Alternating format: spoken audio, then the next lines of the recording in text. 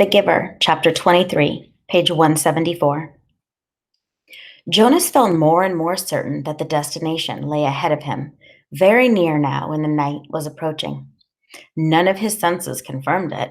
He saw nothing ahead except the endless ribbon of road unfolding in twisting narrow curves, heard no sound ahead. Yet he felt it, felt that elsewhere was not far away, but he had little hope left that he would be able to reach it.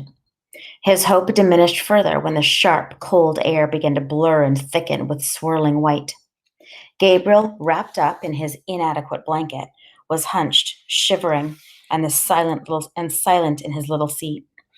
Jonas stopped the bike wearily, lifted the child down, and realized with heartbreak how cold and weak Gabe had become. Standing in the freezing mound that was thickening around his numb feet, Jonas opened his own tunic, held Gabriel to his bare chest, and tied the torn and dirty blanket around them both. Gabriel moved feebly against him and whimpered briefly into the silence that surrounded them. Dimly, from a nearly forgotten perception as blurred as the substance itself, Jonas recalled what the whiteness was. "It's called snow, Gabe," Jonas whispered. "Snowflakes. They fall down from the sky, and they're very beautiful." There was no response from the child who had once been so curious and alert. Jonas looked down through the dusk at the little head against his chest. Gabriel's curly hair was matted and filthy, and there were tear stains outlined in dirt on his pale cheeks. His eyes were closed. As Jonas watched, a snowflake drifted down and was caught briefly for a moment's sparkle in the tiny fluttering eyelashes. Wearily, he remounted the bicycle. A steep hill loomed ahead. In the best of conditions, the hill would have been a difficult, demanding ride. But now, the rapidly deepening snow obscured the narrow road and made the ride impossible. His front wheel moved forward imperceptibly as he pushed on the pedals with his numb, exhausted legs. But the bicycle stopped. It would not move. He got off and let it drop sideways into the snow. For a moment, he thought how easy it would be to drop beside it himself, to let himself and Gabriel slide into the softness of the snow, the darkness of the night, the warm comfort of sleep. But he had come this far. He must try to go on. The memories had fallen behind him now, escaping from his protection to return to the people of his community. Were there any left at all? Could he hold on to a last bit of warmth? Did he still have the strength to give? Could Gabriel still receive? He pressed his hands into Gabriel's back and tried to remember sunshine. For a moment, it seemed that nothing came to him, that his power was completely gone. Then it flickered suddenly, and he felt tiny tongues of heat begin to creep across and into his frozen feet and legs. He felt his face begin to glow and the tense, cold skin of his arms and hands relax. For a fleeting second, he felt that he wanted to keep it for himself, to let himself bathe in the sunlight, unburdened by anything or anyone else. But the moment passed and was followed by an urge, a need, a passionate yearning to share the warmth with the one person left for him to love. Aching from the effort, he forced the memory of warmth into the thin, shivering body in his arms. Gabriel stirred. For a moment, they were both bathed in warmth and renewed strength as they stood, hugging each other in the blinding snow. Jonas began to walk up the hill. The memory was agonizingly brief. He had trudged no more than a few yards through the night when it was gone and they were cold again. But his mind was alert now. Warming himself ever so briefly had shaken away the lethargy and resignation and restored his will to survive. He began to walk faster on feet than he could no longer feel, but the hill was treacherously steep. He was impeded by the snow and his own lack of strength. He didn't make it very far before he stumbled and fell forward. On his knees, unable to rise, Jonas tried a second time. His consciousness grasped at a wisp of another warm memory and tried desperately to hold it there, to enlarge it, to pass it to Gabriel. His spirits and strength lifted with the momentary warmth, and he stood. Again, Gabriel stirred against him as he began to climb.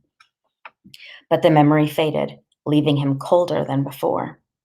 If only he had the time to receive more warmth from the giver before he escaped. Maybe there would be more left for him now. But there was no purpose in if onlys. His entire concentration now had to be on moving his feet, warming Gabriel on himself, and going forward. He climbed, stopped, and warmed them both briefly again with a tiny scrap of memory that seemed certainly to be all he had left. The top of the hill seemed so far away, and he did not know what lay beyond. But there was nothing left to do but continue. He trudged upward. As he approached the summit of the hill at last, something began to happen. He was not warmer. If anything, he felt more numb and more cold. He was not less exhausted. On the contrary, his steps were leaden, and he could barely move his freezing, tired legs. But he began suddenly to feel happy. He began to recall happy times. He remembered his parents and his sister. He remembered his friends, Asher and Fiona. He remembered the giver. Memories of joy flooded through him suddenly. He reached the place where the hill crested, and he could feel the ground under his snow covered feet become level. It would not be uphill anymore. We're almost there, Gabriel, he whispered, feeling quite certain, without knowing why. I remember this place, Gabe. And it was true. But it was not a grasping of a thin and burdensome recollection. This was different. This was something he could keep. It was a memory of his own. He hugged Gabriel and rubbed him briskly, warming him to keep him alive. The wind was bitterly cold. The snow swirled, blurring his vision. But somewhere ahead, through the blinding storm, he knew there was warmth and light. Using his final strength and a special knowledge that was deep inside him, Jonas found the sled that was waiting for them at the top of the hill. Numbly, his hands fumbled for the rope. He settled himself on the sled and hugged Gabe close. The hill was steep, but the snow was powdery and soft, and he knew that this time there would be no ice, no fall, no pain. Inside his freezing body, his heart surged with hope. They started down. Jonas felt himself losing consciousness, and with his whole being willed himself to stay upright atop the sled, clutching Gabriel, keeping him safe. The runners sliced through the snow, and the wind whipped at his face as they sped in a straight line through an incision that seemed to lead to the final destination, the place that he had always felt was waiting, the elsewhere that their future and their past.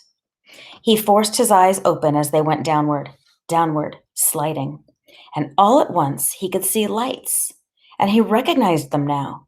He knew they were shining through the windows of rooms, and that they were the red and blue and yellow lights that twinkled from trees in places where families created and kept memories, where they celebrated love. Downward, downward, faster and faster. Suddenly he was aware with certainty and joy that below, ahead, they were waiting for him, and that they were waiting too for the baby.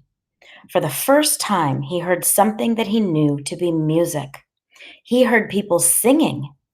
Behind him, across vast distances of space and time, from the place he had left, he thought he heard music too, but perhaps it was only an echo.